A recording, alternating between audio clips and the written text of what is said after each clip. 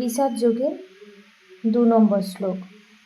সঞ্জয় বললেন, হে রাজন, পাণ্ডবদের সৈন্যসজ্জা দর্শন করে রাজা দুর্যোধন দ্রোণাচার্যের কাছে গিয়ে বলল, ধৃতরাষ্ট্র ছিলেন জন্মান্ধ। দুর্ভাগ্যবশত তিনি পারমার্থিক তত্ত্বদর্শন থেকেও বঞ্চিত ছিলেন।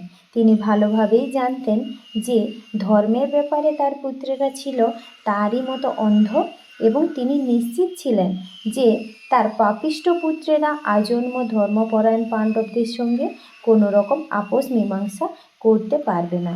তাই তিনি সেই ধর্মক্ষেত্রের প্রভাব সম্বন্ধে সংশয়গ্রস্ত ছিলেন।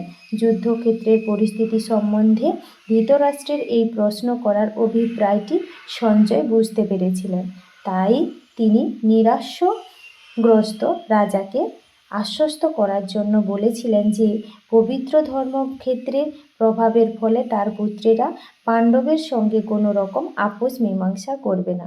সঞ্জয় তাই রাজাকে অবহিত করলেন যে তার পুত্র দুর্যোধন পাণ্ডবের সৈন্যসজ্জা দর্শন করে তৎক্ষণাৎ সেনাপতি দ্রোণাচার্যের কাছে উপস্থিত হলো। প্রকৃত অবস্থা সম্বন্ধে জানানোর জন্য দুর্যোধনকে যদিও রাজা বলা হয়েছে, তবুও সেই সংকটময় অবস্থায় তাকে তার সেনাপতির কাছে যেতে হয়েছিল।